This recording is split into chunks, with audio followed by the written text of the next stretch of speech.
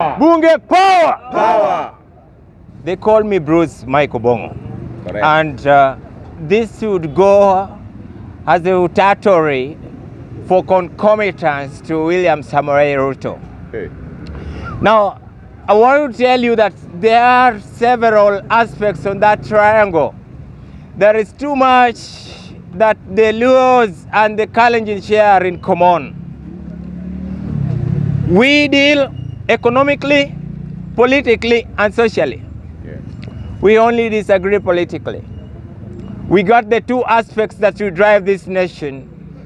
On the four, we want to tell you now, Mr. Ruto, is that Kenyan populace in general are not taking it lightly on what is going on in the Luo Nyanza. You are creating what is called a pandemonium, bloody for that sake. I want to remind you that the Kenyan populace in general, you took your sword as the president of the republic and brandished it up aloft to protect the citizenry of this republic and not to cause harm on what we are seeing in Kisumu massacre, Homa Bay massacre, Migori massacre, and also Siaya massacre. It is uncalled for, but I want to tell you, it is high on time for you to stop the high pressure that you've always been brandishing too much. That indeed you can never rule a country without the people. You need the people to finance all your prospects in terms of governance. But what we are seeing right now is akin to dictatorship. It's akin to trying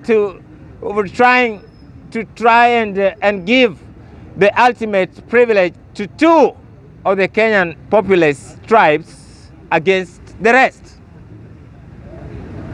We want to tell you now, inspired by the book, Bunge's 3 power. days, Power. Bunge's power. Power. 3 days on the cross by Mr. Mutai.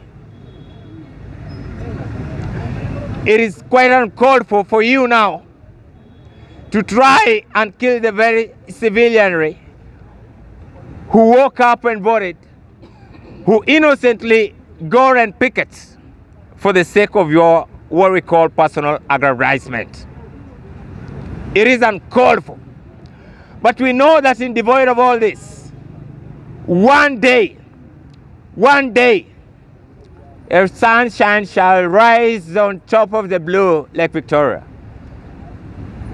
But you have to ask yourself, where are you going to leave the Kalenjin community by the time you exit the office? Because you know that politics is transient.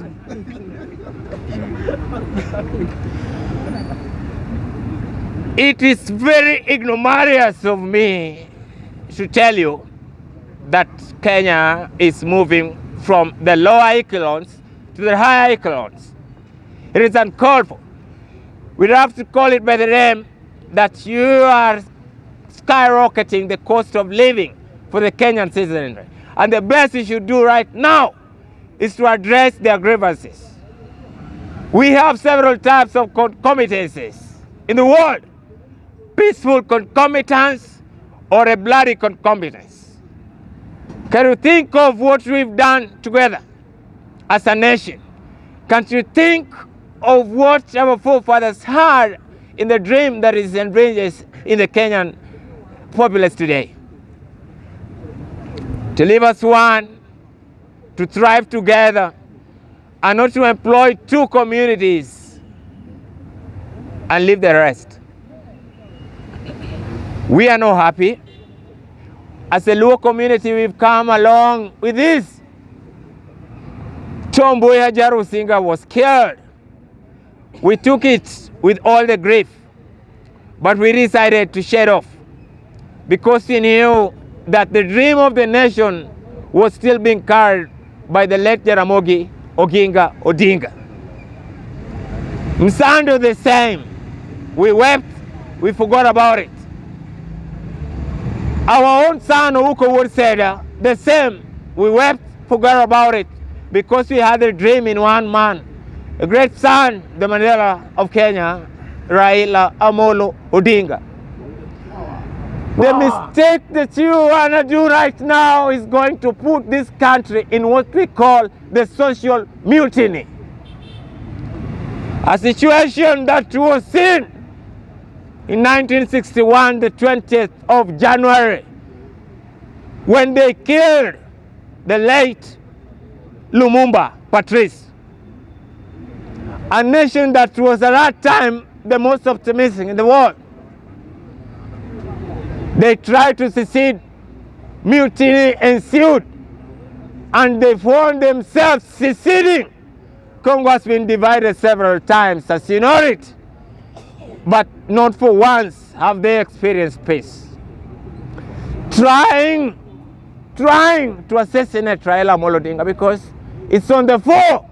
Whenever you try to remove someone's security, a guy of high caliber like Raila Amolo Odinga, then your intention is to finish his life.